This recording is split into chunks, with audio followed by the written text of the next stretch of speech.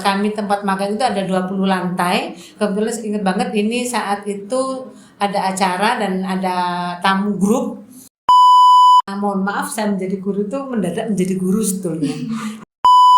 Kamu aja belajar aplikasi tertentu. Baru belajar aplikasi mereka sudah menciptakan yang baru. Gitu.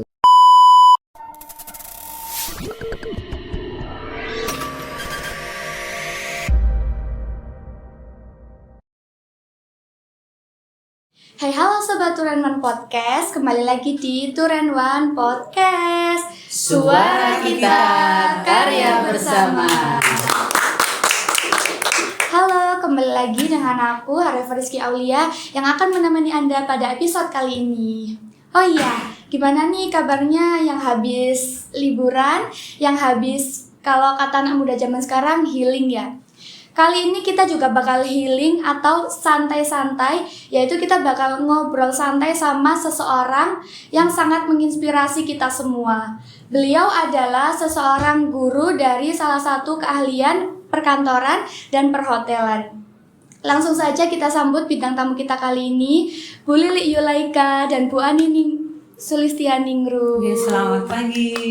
Assalamualaikum. Boleh dong Bu sapa dulu teman-temannya. Hai. Gimana Bu kabarnya hari ini? Alhamdulillah. Baik Sehat. ya. Sehat? Bu Ani, Bu Lili mudik waktu Lebaran. Mudiknya di Malang. Kalau saya kebetulan mudiknya harus ke Jakarta. Orang Jakarta. Pokoknya Asli makan orang tempe. sana Bu. Bukan, jadi yang asli saya itu suami. Karena kita sudah lama tidak mudik, akhirnya kita kemarin kesepakatan untuk mudik. Seperti itu. Saya ini mau mau berbagi pengalaman Bu, Boleh. mau tanya-tanya soal Bu Lili dan Bu Ani. Oke. Boleh nggak Tentang sih apa Bu? nih? Tentang apa? Bagi cerita pengalaman Ibu menjadi seorang guru. Bisa berbagi sedikit cerita Bu tentang perjalanan Ibu sebagai seorang guru hingga akhirnya terlibat dalam program upskilling dan reskilling. Upskilling, reskilling. Iya. Oke.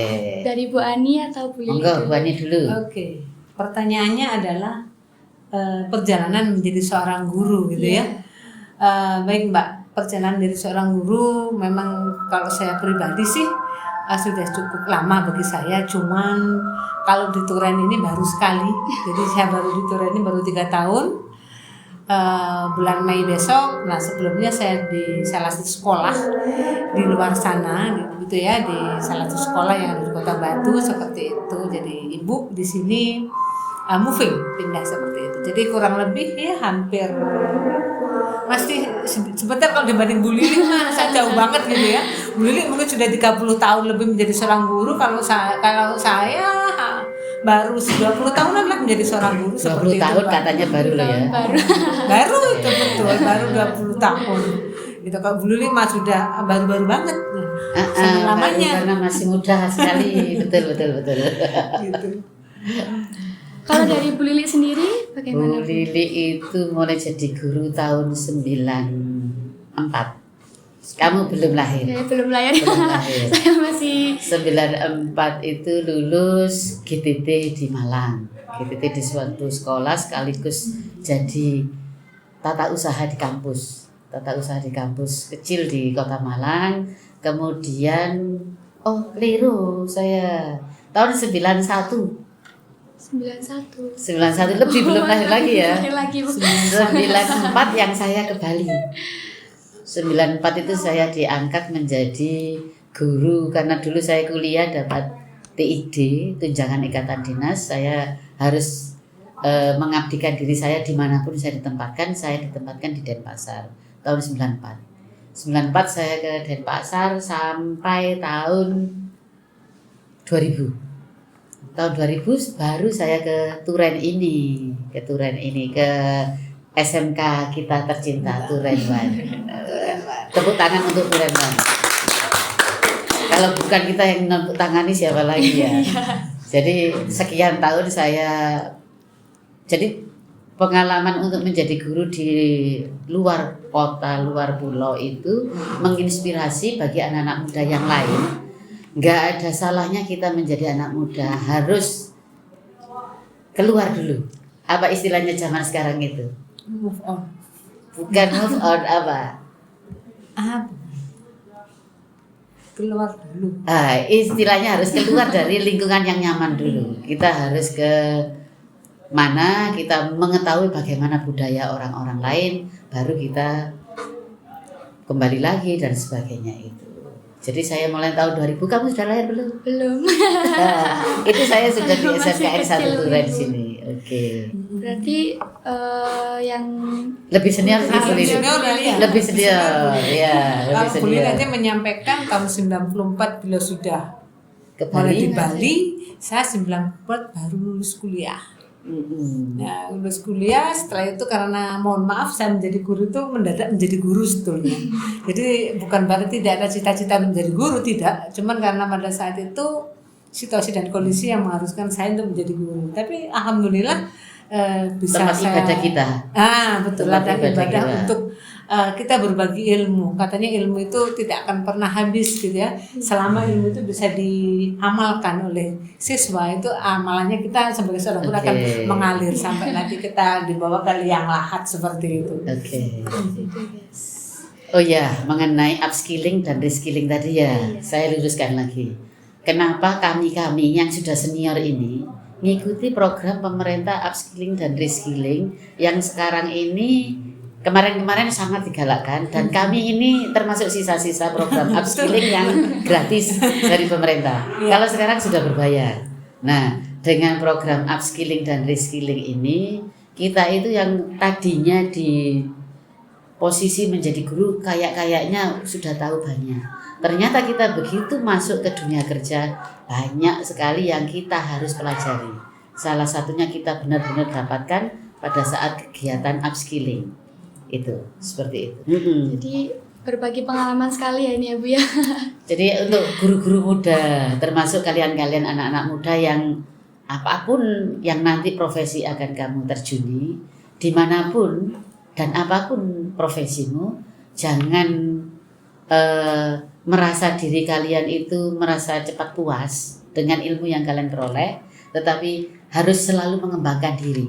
Kenapa ada program upskilling dan reskilling? Dianggap kita itu kalau hanya ilmu standar, perlu kita meningkatkan diri kita, kemampuan kita. Nah, ini contohnya Bu Ani. Bu Ani pas ngapain ini Bu Ani? Oke, ini pada saat karena di perhotelan itu kan kita ada beberapa departemen yang harus kita kuasai ya. Jadi kita harus kompeten lah. Jadi tidak hanya siswanya saja harus kompeten, gurunya harus Juga lebih harus kompeten kompeten. seperti itu. Jadi ini pada saat saya harus men-prepare untuk di coffee shopnya di hotel di mana saya kemarin upskilling dan reskilling itu di Hotel Liden di Surabaya, hotel bintang 4 di Surabaya, kota Surabaya dan di tengah kota seperti itu. Jadi ini pada saat saya prepare, jadi mempersiapkan semua minuman dan makanan yang harus kita sajikan hari itu, gitu ya, seperti itu. Jadi kita harus mempersiapkan apa yang disiapkan ya, mulai kita membersihkan tempat meja, mengelap, prepare. Jadi cuma kita siapkan semuanya seperti itu. Langkah awal untuk melaksanakan tugas atau melayani tamu pada pagi itu seperti itu. Kalau ini Bu Ini saya berperan. Ini kita melaksanakan tugas sebagai seorang bellmaid ya di departemen front office. Ada seksi yang namanya concierge, itu adalah satu di antara, kalau laki-laki itu bellboy, kalau perempuan itu adalah bellmaid. Jadi pada saat ini saya mengantarkan tamu untuk ke kamar. Kebetulan hotel kami tempat magang itu ada 20 lantai. Kebetulan ingat banget ini saat itu ada acara dan ada tamu grup yang dia sudah terlambat datang untuk acara itu. Saya mengantarkan ke lantai 16 pada saat itu. Jadi saya mengantarkan sampai masuk ke dalam lift, mengoperasional dia lantai kemana, dia memencetkan lift sampai dia sampai di atas. Intinya pelayanan prima. Iya, betul. Pelayanan primanya seperti itu. Nah, kalau ini pada saat saya mempelajari di front office ya, jadi kita mengecek ketersediaan kamar pada saat itu tamu masuk. Nah, kita sudah bisa melihat ketersediaan kamar kita sudah berapa yang Terpakai dan yang terpakai dan yang belum. Jadi agar kita untuk menghindari komplain dari tamu, nah seperti itu. Jadi kita lihat yang patut untuk dijual hari itu tipenya apa saja, ada deluxe, ada suite, ada superior dan ada deluxe suite, nah seperti itu. Jadi ini yang kita cek untuk menjual kamar. Nah ini pelayanan kita di departemen housekeeping pada saat itu. Kebetulan ada tamu yang request untuk mencucikan pakaian laundry, jadi express dan saya pada saat itu in charge di sana. Nah udah langsung saya kerjakan, ada permintaan tamu untuk mencucikan pakaian dan segera di pressing, disetrika sekalian, langsung saya antarkan ke kamarnya seperti itu. Nah ini tugas rutinitas sebagai seorang roommaid attendant, kalau perempuan roommate ya seperti itu, merapikan tempat tidur atau membersihkan kamar. Salah satu di antara adalah making bed, yaitu merapikan tempat tidur seperti itu. Nah ini merapikan tempat tidur, berhubung ini tempat tidurnya adalah king size, jadi kita harus berdua dengan teman gitu ya, seperti itu. Jadi karena kita back to back pada saat itu sangat ramai sekali, jadi kita dikejar waktu menyelesaikan kamar dalam waktu 20 menit, harus rapi semuanya. Jadi mulai dari merapikan kamar, membersihkan lantai, intinya itu kami upskilling dan reskilling itu selain mendapatkan ilmu, selain mendapatkan ilmu online ya, betul. Secara online. Waktunya tertentu, ada waktu tertentu, kemudian kita harus ada kegiatan yang terjun ke lapangan, yaitu kegiatan magang. Seperti yang dilakukan oleh Bu Ani ini. Lamanya berapa lama ini? Ada 12 hari lebih ya, pun. Jadi ada 12 hari.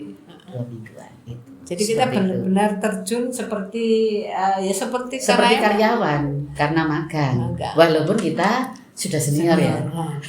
Jadi sama-sama ini, walaupun atasan saya kebetulan ini masih muda banget, jadi otomatis bagaimana juga sebagai bentuk dari kata karyawan ya, perlakuan kita ya sama. Oke. Gitu. Apalagi nih? Ini Bu Lili. Oh iya. Oke. Ini Heli. saya pada saat makan di Schneider, kebetulan gedungnya Schneider itu di Geraha Pena. Next.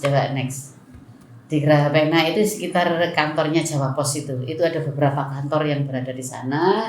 Nah, kita melakukan beberapa kegiatan yang ada di Geraha Pena, dan yang terpenting coba yang di Schneider, Mbak.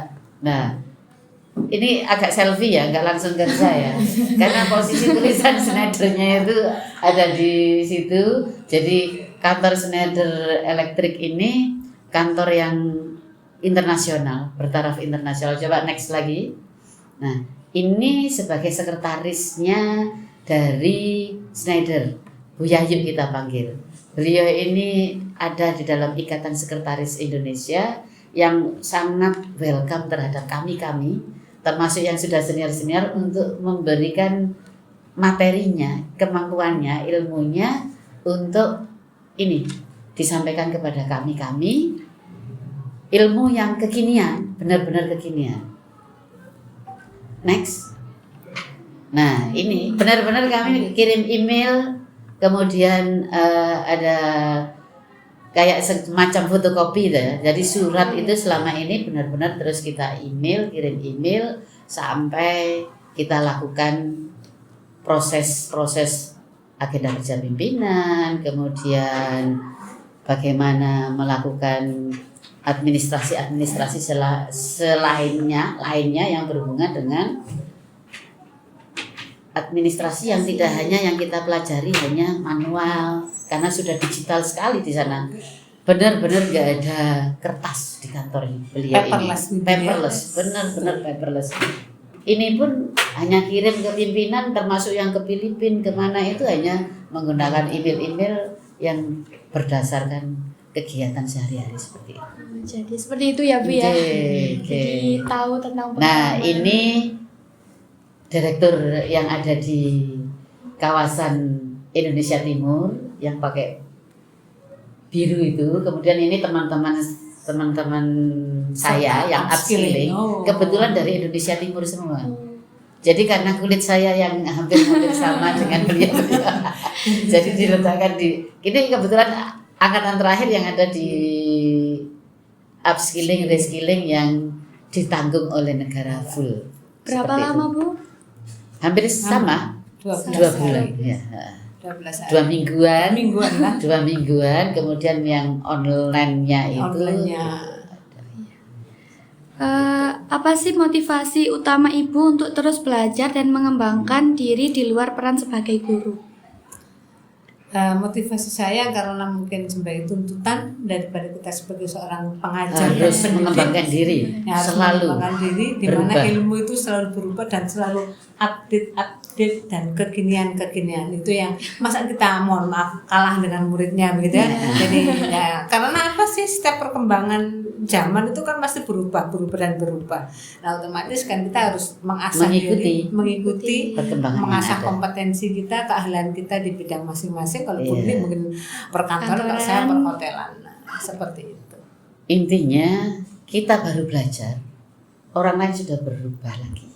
Nah, kalian semua anak-anak muda, jangan gampang menyerah. Aku wis iso iki, jangan seperti itu. Jadi kita sudah bisa itu harus ada perubahan lagi. Kamu aja belajar aplikasi tertentu, baru belajar aplikasi mereka sudah menciptakan yang baru. Gitu. Oke. Pertanyaan selanjutnya, menurut Ibu apa tantangan terbesar yang dihadapi oleh guru di era digital saat ini? Apalagi kan kita para Gen Z itu Bu, pasti ada tantangan-tantangan, ada gebrakan-gebrakan. Gebrakannya, tantangannya. Kira-kira apa ya Bu Ani ya? Tantangan saya itu Gen Z sekarang itu apa ya? Mungkin karena sekarang udah kekinian banget ya. Beda pola pikir, pola asuhnya orang tua kita. Karena pengaruh teknologi yang cukup berkembang pesat. Kalau dulu kan gampang sekali. Kalau dulu kita anak belajar. kecil tidak ada HP, ponsel gitu kan. Main kita apa ya sudah main kan memanfaatkan alam lingkungan yang ada, main di sungai, kejar-kejaran di lapangan. Nah, kalau sekarang kan anak-anak mohon maaf lebih melihat sungainya di sini, sungai yang ada di Kanada gitu kan. Nah, oh ini lagi di lapangan Senayan gitu Intinya, kan. intinya Gen Z itu tetap gak ada kata jangan sampai Gen Z itu generasi yang negatifnya aja. Tetap kamu positifnya banyak. Kita tetap harus berpikiran positif thinking ke siapapun. Itu prinsip hidup saya. Siapapun itu. Jadi kamu pun demikian, para Gen Z itu pasti memiliki kelebihan. Cuman ada beberapa kelemahan dari para Gen Z itu kira-kira tahu sendiri ya, nggak usah tak sebut ya. Nanti kalau tak sebut, waduh Bu Lili kan gitu ya. Kalian sudah tahu sendiri kira-kira karena sudah merasa nyaman terus tidak melakukan sesuatu yang perlu fisik harus dilatih. Nah, itu benar-benar tantangan kami. Kamu kurang kalian itu para Gen Z itu kurang, kadang beberapa anak kurang ini mau bergerak dalam artian olahraganya, bergerak. Jadi aktivitas fisiknya kan enak mager gitu ya. Dunianya ini mau lari-lari mager. Tapi sekarang sudah di Malang itu, di kota Malang sudah banyak anak-anak muda yang mulai suka run itu, enjoy fun run itu banyak. Saya senang sekali. Sampai malam itu beberapa anak muda aku seneng arek ini gitu. Iya, jadi nggak harus. Sekali lagi positif, kalian banyak bagus, proses kalian berkembang banyak, tapi ada beberapa negatifnya apa? Ayo sama-sama kita perbaiki. Salah satunya apa? Yang dikatakan Bu Ani, salah satunya mager tadi. Yang terpenting ibadahmu. Wah, itu ayo jangan lupa ibadah sesuai agama masing-masing. Sesuai agama masing-masing. Kalau kamu anak-anak Nasrani gitu ya ke gereja sesuai dengan kegiatan gerejamu. Anak-anak Muslim ya ojo lali 5 waktumu. Saya sangat tersindir Bu.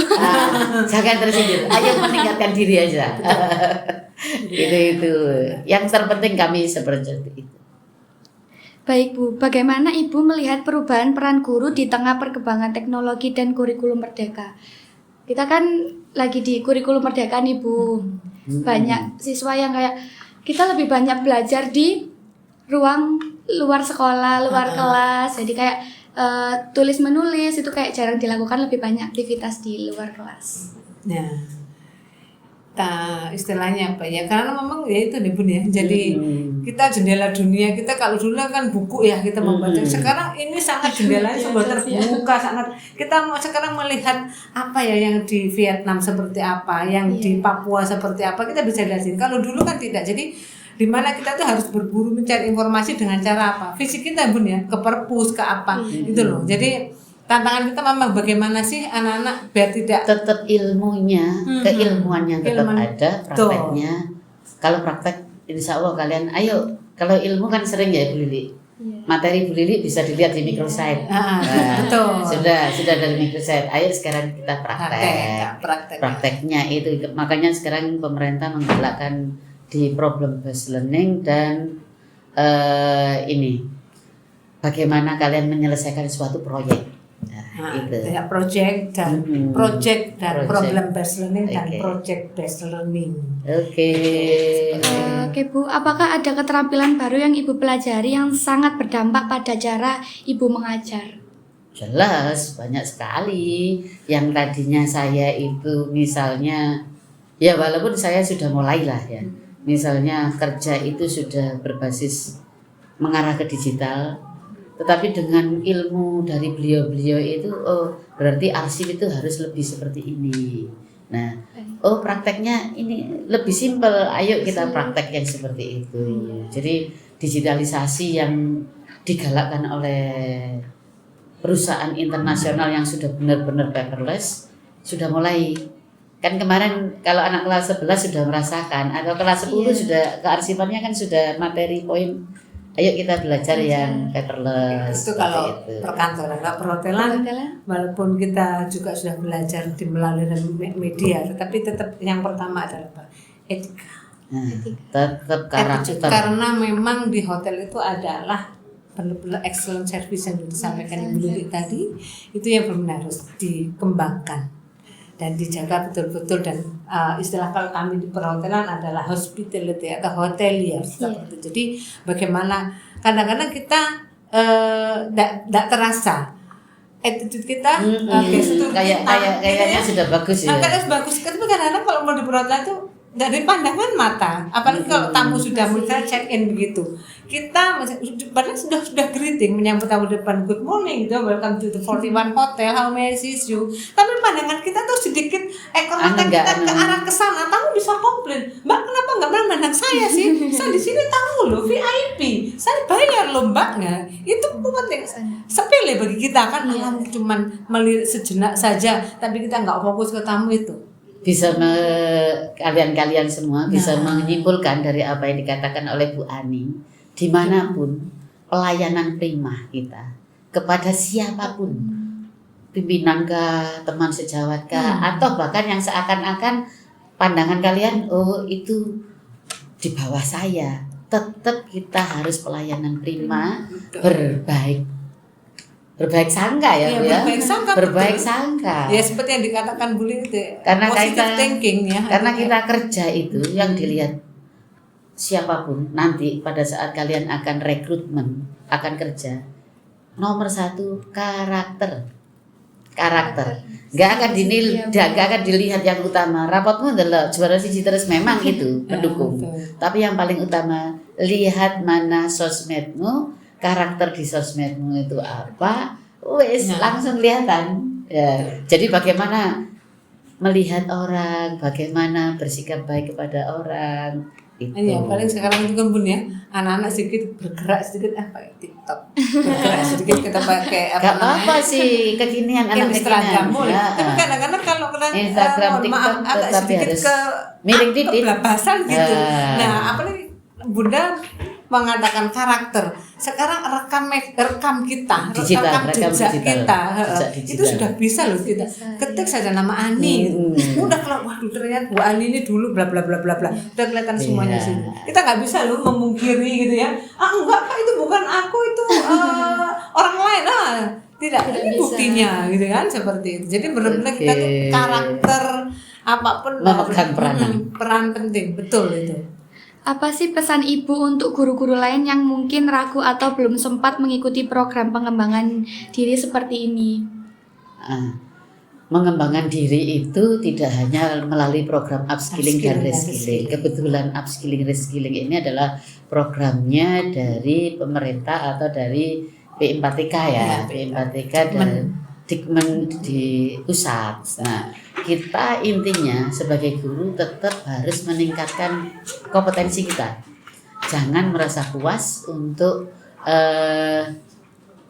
aku wis pinter iki. Jadi tetap harus terus meningkatkan diri kita untuk mengikuti perubahan. Harus diasah terus ya Terus, Bu. karena yang kita hadapi generasi yang terus meningkat. Dan Oke. berkembang. Betul, memang kita harus selalu menambah itu kompetensi dasar kita. Gitu aja, tidak harus jadi upskilling, mungkin dari program-program pelatihan banyak lain. sebetulnya gitu kan. Jadi di perhotelan tidak harus upskilling, ada mungkin beberapa istilah kegiatan berkaitan dengan kompetensi guru itu kan penting gitu. Jadi banyak di hotel-hotel, rumah hotel dan dunia pariwisata banyak sekali menyediakan untuk pengembangan Termasuk ini guru. upskilling reskilling itu masih tetap dibuka, cuman berbayar. Biasanya sekolah-sekolah yang ingin meningkatkan gurunya tetap mengirim seperti itu. Bagaimana harapan Ibu ke depan terkait pengembangan kompetensi guru di Indonesia? Apa ya? Pertanyaannya apa ini ya? Pertanyaannya berkaitan dengan luas sebenarnya. Terlalu luas sekali. Intinya selalu semua guru, siapapun termasuk siswa, peningkatan diri, mengikuti perkembangan, mengikuti perubahan, dan sekali lagi tetap kepada jalurnya, yaitu niatan utama kita adalah ibadah mendidik anak-anak bangsa. Mendidik anak-anak bangsa. Itu yang bukan anaknya sendiri. Yang bukan anaknya sendiri. Betul Ibu. Iya. Ada motivasi Bu, kalau kita kan ingin melakukan ini, ragu-ragu itu biar tidak ragu itu seperti apa? Biar nggak ragu apa ya? Kalau saya sih biar tidak Tetap ragu itu langkah aja. Iya, melangkah saja, just do it, Melawan gitu, gitu just do ya. it, ya. Melangkah aja. Melangkah saja. Jadi melangkah yang Ibu dari sampaikan, melangkah istilahnya kalau saya Muslim Sesuatu. Bismillah gitu ya. Iya. Nah dengan dilandasi dengan itu tadi. Lillahi ta'ala. Lillahi ta'ala. Bismillah dan lillahi ta'ala itu insya Allah kita akan selalu diberikan petunjuk sama yang di atas gitu, dengan memang dengan niatan kita memang lillahi ta'ala, bismillah. Bukan hanya- untuk mohon maaf, bukan untuk meningkatkan karir aja enggak. Jadi tidak hanya karir, tapi yang jelas kita juga ibadah tadi untuk mendidik anak bangsa terutama itu. Jadi Dan terutama niatan awal. Betul. Nih, termasuk kalian melakukan kegiatan podcast ini awal niati itu ibadah sesuai agama masing-masing. Jadi kalau kamu melakukan sesuatu karena niat ibadah, apapun yang terjadi Jalan itu mudah. gitu. Plong gitu. Iya. Betul, enggak. Nggak peduli dengan ada orang ngomong Nah, ini. betul. Saya niat ibadah, bismillah, melangkah. Nah, Isi udah. going aja kalau dan ibu saya dulu, ibu saya bukan sarjana ya, kebetulan ibu saya hanya lulusan SMA saat itu PGA. Hebat udah. PGA pada saat itu ya udah.